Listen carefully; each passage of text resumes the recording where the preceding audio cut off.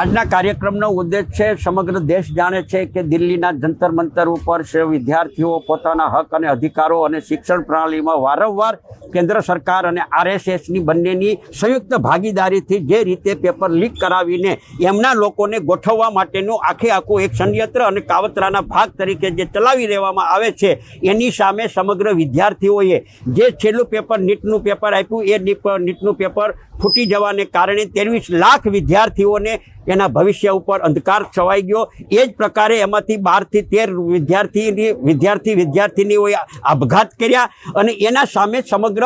વિદ્યાર્થીઓએ અત્યારે એક જન આંદોલન શરૂ કર્યું છે સરકારની સામે અને શિક્ષણ મંત્રી ધર્મેન્દ્ર પ્રધાનનું રાજીનામું માગવા માટે દિલ્હીની પોલીસે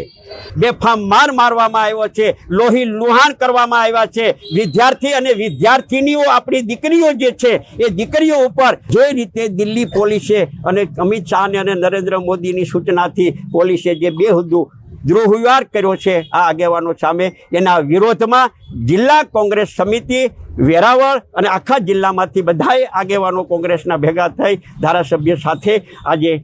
ધરણાનો અને પ્રદર્શનનો કાર્યક્રમ કરવામાં આવ્યો છે અને વડાપ્રધાનના રાજીનામાની માંગણી કરવામાં આવી છે। સાથોસાથ ધર્મેન્દ્ર પ્રધાનના રાજીનામાની માંગણી કરવામાં આજે આવી છે।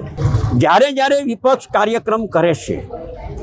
લોકોના હિત માટે, લોકોના પ્રશ્નોના અવાજ ઉઠાવવા માટે થઈને, પણ જ્યારે કાર્યક્રમ કરવામાં આવીએ છીએ ત્યારે હંમેશા સરકાર પોલીસને આગળ કરે છે। પોલીસ પક્ષપાતપણે કામ કરે છે।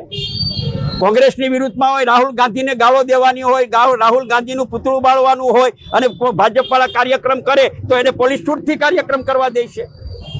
અને તો અમે તો પ્રજા માટે પ્રશ્નો ઉઠાવીએ છીએ, પ્રજાને થતો અન્યાય અને એ પણ સરકાર દ્વારા જે અન્યાય કરવામાં આવે છે